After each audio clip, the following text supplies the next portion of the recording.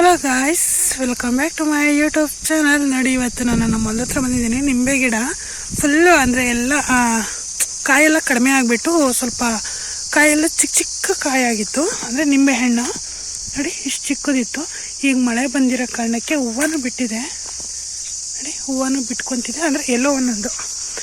ಇನ್ಮೇಲೆ ಜಾಸ್ತಿ ಹೂವು ಬಿಡುತ್ತೆ. ಮತ್ತು ಜೇನುಳ ಅಂತೂ ತುಂಬಾ ಇರುತ್ತೆ ಇದರಲ್ಲಿ. ಇವಾಗ ಇದೆಲ್ಲ ಏನು ಇವಾಗ ಲೈಟ್ ಗ್ರೀನ್ ಅಂದರೆ ಪ್ಯಾರೆಟ್ ಗ್ರೀನ್ ಥರ ಕಾಣ್ತಿದೆ. ಇದೆಲ್ಲ ಇವಾಗ ಮಳೆ ಬಂದ್ಮೇಲೆ ಚಿಗುರ್ಕೊಂಡಿರೋದು.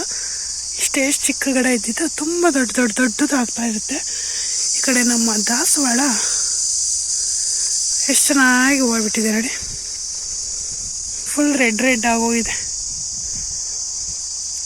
ಅದು ಕೂಡ ಅಷ್ಟೇ ತುಂಬ ಚೆನ್ನಾಗಿ ಚಿಗುರ್ಕೊಂಡಿದೆ ಗಿಡ ಮಾತ್ರ. ನೋಡಿ, ಇಲ್ಲೆಲ್ಲನೂ ಇಟ್ಕೊಂಡಿದೆ ನೋಡಿ. ಇಲ್ಲೆಲ್ಲ ಫುಲ್ ಇದೆಲ್ಲ ದೊಡ್ಡದಾಯಿತು ಅಂದರೆ ತುಂಬ ದೊಡ್ಡ ಗಿಡ ಹೋಗ್ಬಿಡುತ್ತೆ. ಆ ಕಡೆಗೆ ಕರಿಬೇವಿನ ಗಿಡ ಇಟ್ಟಿದ್ದೀವಿ ನೋಡಿ. ಇದು ಇನ್ನೂ ತುಂಬಾ ಇತ್ತು ಕರಿಬೇವಿನ ಸೊಪ್ಪು. ಮೊನ್ನೆ ನಾವು ಅಮ್ಮವ್ರ ಊರಿಗೆ ಹೋಗ್ಬೇಕಾದ್ರೆ ಕಿತ್ಕೊಂಡು ಹೋಗಿದ್ದೆ. ಅಂದರೆ ತುಂಬ ದಿನವೇ ಆಯಿತು ಕಿತ್ತು. ಇವಾಗ ನೋಡಿ ಎಷ್ಟು ಚೆನ್ನಾಗಿ ಚಿಗುರ್ಕೊಂಡಿದೆ ಅಂತ. ಅದು ಅಷ್ಟೇ ಇಷ್ಟೇ ಇದ್ದಿದ್ದು ಗಿಡ ಇಷ್ಟು ದೊಡ್ಡದಾಗಿದೆ ಈಗ.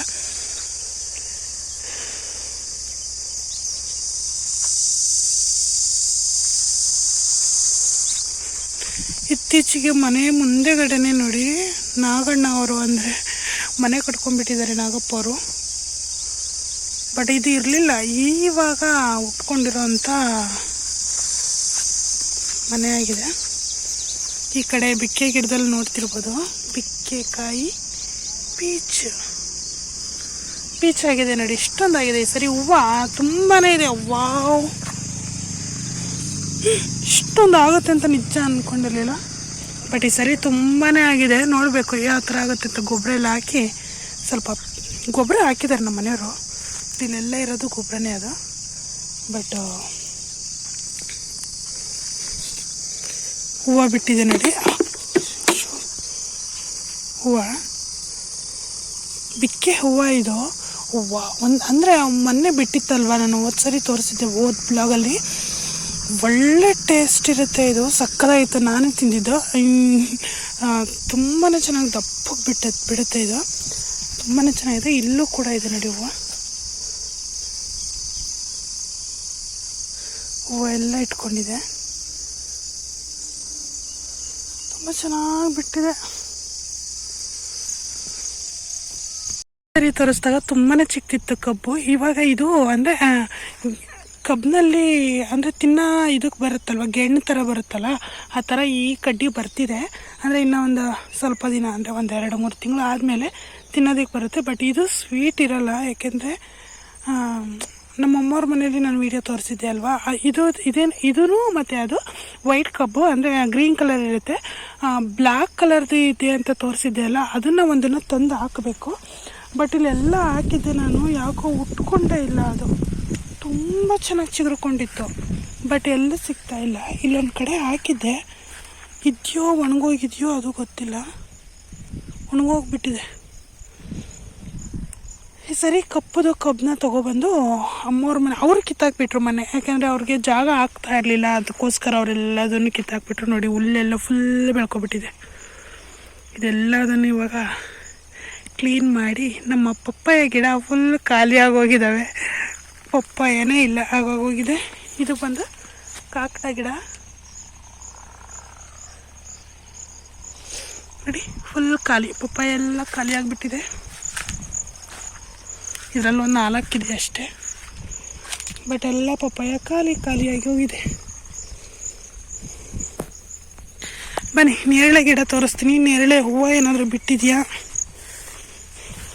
ಹಂಗೆ ಇದೆಯಾ ಅಂತ ನೋಡೋಣ. ಯಾಕಂದರೆ ನಾನು ಬಂದು ನೋಡಿ ತುಂಬ ದಿನ ಆಗಿದೆ. ಕಾಯೇ ಬಿಟ್ಟಿದೆ ಗಾಯ್ಸ್. ಈ ಸರಿ ಯಾಕೋ ಜಾಸ್ತಿ ಬಿಟ್ಟಿಲ್ಲ. ಕಾಯಿ ಅಲ್ಲಿ ಕಾಣಿಸ್ತಿದೆ ಅನಿಸುತ್ತೆ, ಗ್ರೀನ್ ಕಲರ್ ನೋಡಿ. ಕಾಯಿ ಬಿಟ್ಟಿದೆ, ಬಟ್ ತುಂಬ ಬಿಟ್ಟಿಲ್ಲ. ಯಾಕೋ ಏನೋ ಗೊತ್ತಿಲ್ಲ.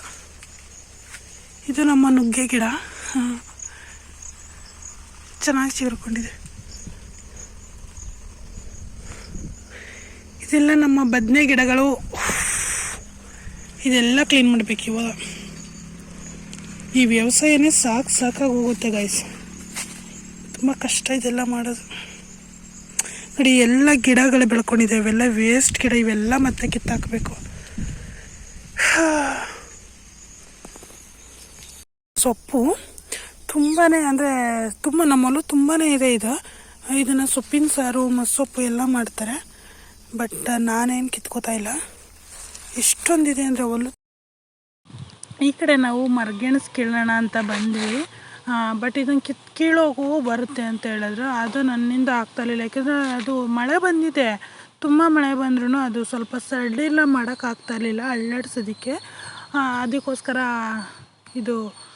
ಇದೇನಿದೆ ನಮ್ಮ ಸೈಡಲ್ಲಿ ಆದರೆ ಈ ಥರದ್ರಲ್ಲಿ ಇದನ್ನು ಮಾಡಿಬಿಟ್ಟು ತೆಗೆದ್ರೆ ಬರುತ್ತೆ ಫುಲ್.